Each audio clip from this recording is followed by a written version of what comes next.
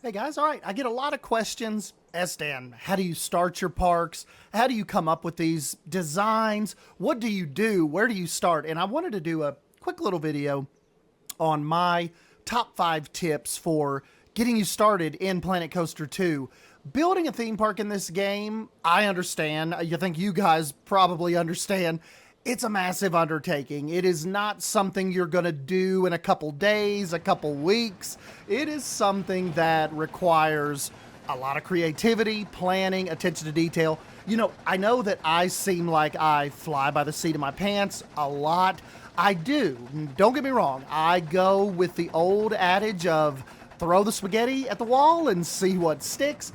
But there are some core principles that I like to stick to when I'm designing in this game and trying to give you all, the best possible immersive experience storytelling from my point of view.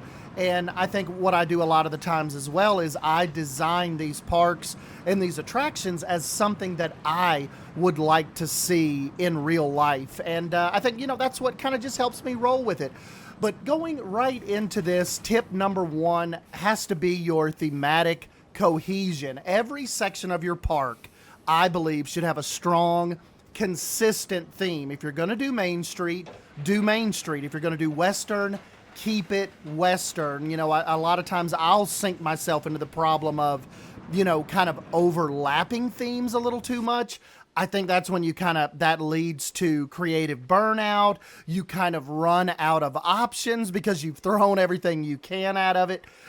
I think whether it's a futuristic sci-fi world or medieval kingdom, I think in that particular section, you should make sure your ride shops, pathways, even down to the trash cans and the benches. I think it all makes it just makes for that more storytelling, believable thematic experience when you try to keep into your head the cohesion of the area you're working at. Number 2, we are talking about intuitive park layout. I would always tell you to try to design a layout that's easy to navigate, has your clear sight lines, and has logical pathways. Sometimes we get a little too fantasy in the Planet Coaster 2 realm with our paths, and I'm a victim of it in Wilderness Springs until you guys pointed it out.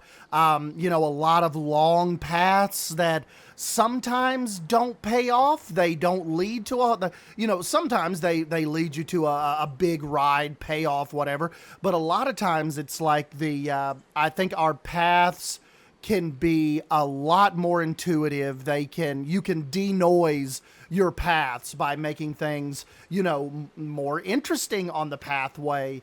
Even if you consider things like a hub and spoke design, like Disneyland and Disney, the Disney parks are famous for, or if you want to do a looping kind of layout to avoid dead ends and keep the little guests moving smoothly. It's tough in game, but that's just one of those things that I think you need to keep in your mind early on in the design process, and that is what kind of park layout is this going to be. Number 3, and arguably, I think the most important, immersive storytelling. Like when you go in to design your parks and you go in to design these attractions, I think it behooves you if you will keep a story in mind. The storytelling is what sets mediocre parks from parks you're going to remember in Planet Coaster 2. I've always been a big proponent of, I think the attraction should go beyond just thrills. I think they should tell a story. You should integrate narratives into ride queues if you can, scenery, waiting areas to engage the guests, maybe before they even get on the ride. That's one of my favorite parts about Planet Coaster 2 is like that build up that you get. Like you're almost starting the story, doing little sprinkles here and there, like as the guests get closer to the ride entrance. I think that is just, we have a perfect example of Epic Universe, I think, with with their different portals and particularly, my favorite, Dark Universe, just that whole Darkmoor vibe, think of it in terms of setting the expectations and setting that vibe for your guests. And I think Darkmoor is going to do that, probably one of the most impressive in the entire industry once we actually get in there and get to experience that storytelling, going into Darkmoor Village, seeing all of the, the black shops and the, the wells and the creepy graveyards, all of that building in anticipation to that very back of the land e-ticket dark ride, Monsters Unchained. And that is just, that's one of my biggest tips. Yeah, tip 3, immersive storytelling. Don't sleep on that, guys. Number 4, another design tip. Design it as you would like to see a park designed. Take consideration guests' comfort and the flow of your guests. Wide pathways, shaded areas, seating. Think of it like, do I have easy access to restrooms and food?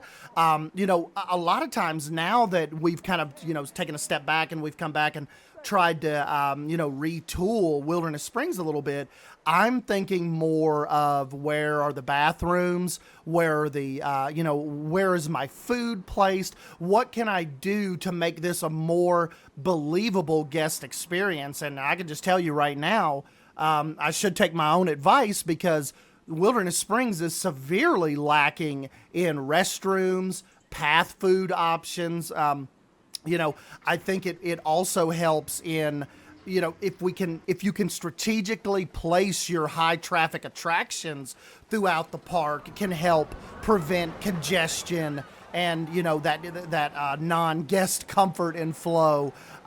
Spread your big e-ticket rides out a little bit. Get the guests kind of moving through the park, maybe stopping at other restaurants that they wouldn't have otherwise stopped at, maybe even jumping on a small little dinky ride that maybe you've put off to the side that if they weren't on their way to that really impressive dark ride, they might otherwise not have seen. So I think that is very important too for guest flow.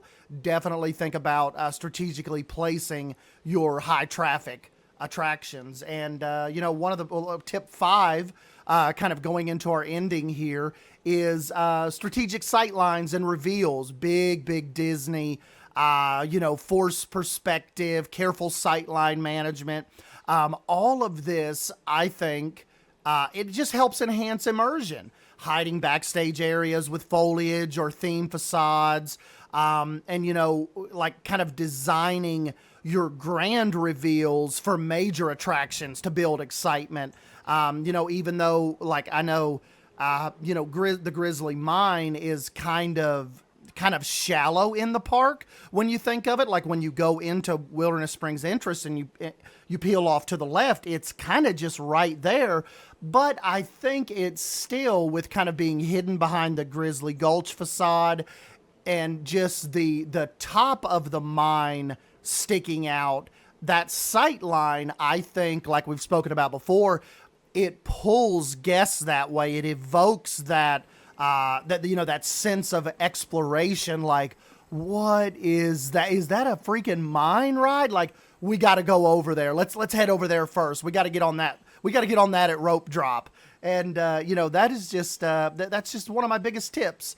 With these 5 is your strategic sight lines, and just don't sleep on those reveals.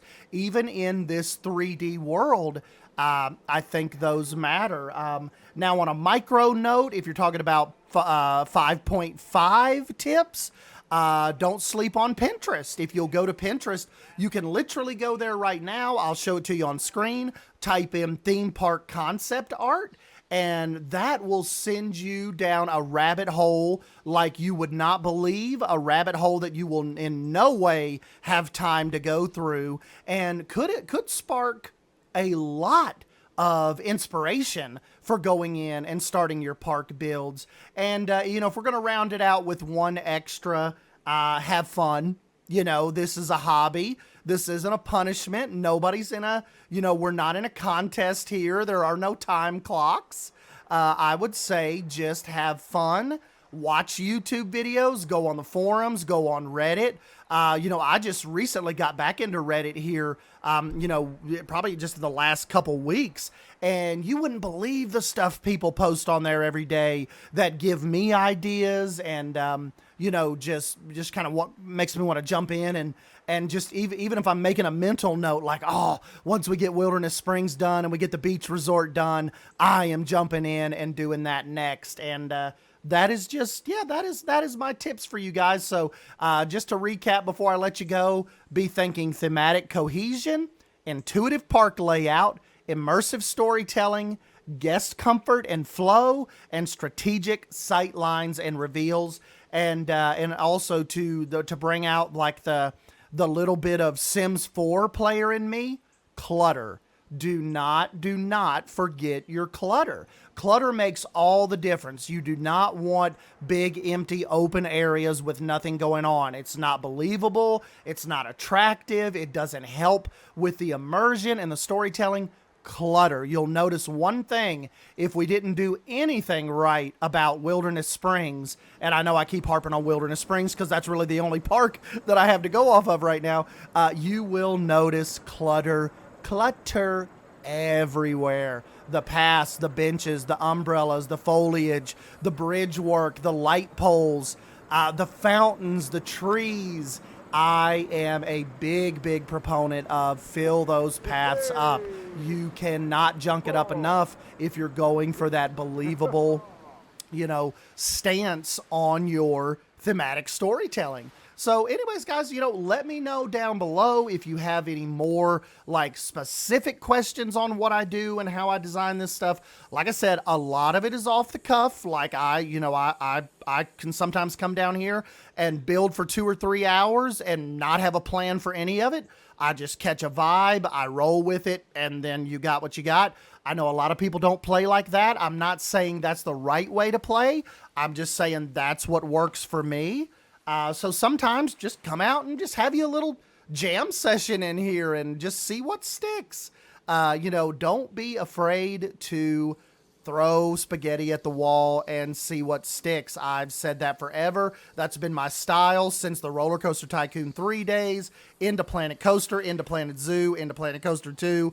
That is just how SDan rolls. And I like what we're able to do with that design process. And I'll tell you that too. Find your own design process. You don't have to copy SDan, copy Rudy, Moomin, Jan.